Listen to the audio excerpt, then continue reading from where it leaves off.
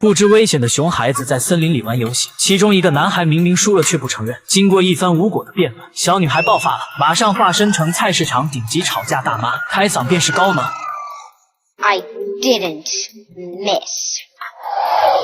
不想搭上小命的男孩起身就跑。其实克洛伊与哥哥布兰登是超级英雄的后代。千里外，谢尔顿发现女儿违反了规定，赶来做他们的思想工作。谢尔顿的座右铭就是奉献、慈悲和宽恕，所以自从孩子记事起，就被灌输了能力越大责任越大的价值观，维护宇宙和平绝不能杀生。可这一律条会不会引发年轻一代的质疑？未来他们是否会去遵守呢？因缺少父爱，克洛伊长大后非常叛逆，认为父亲定下的律条只不过是为了满足自己的虚荣心罢了。他并没有接替父辈的理念和责任，改去做了博人眼球的封面女郎，甚至陷入非法药物成瘾的生活，进一步加剧了他与父母之间的矛盾和冲突。其实他不明白，如果不是因为英雄后代的身份，他怎么可能过上现在的奢侈生活？就连他心仪的新男友接近他的原因，都是想通过他的关系走后门加入正义联盟会。尴尬的是，他们仅仅刚认识了1个晚上。Here's the thing.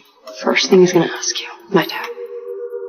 What? Can you take a punch? Hell yeah.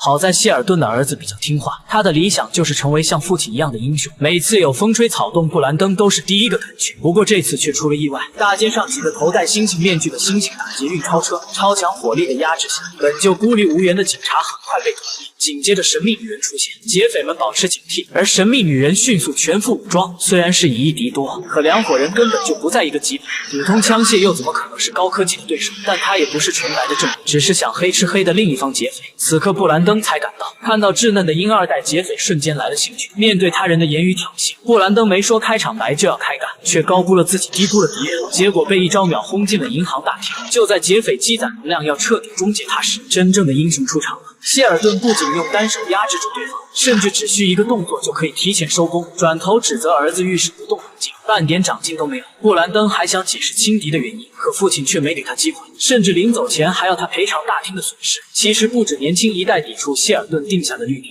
沃尔特的观点更倾向于自我掌控。如果放开手脚，可能连第2次世界大战都不会发生。但谢尔顿依旧保持之前的信念。 Where does that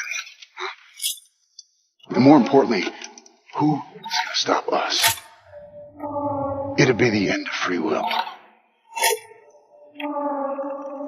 Some would say free will is what's bringing the world to its knees.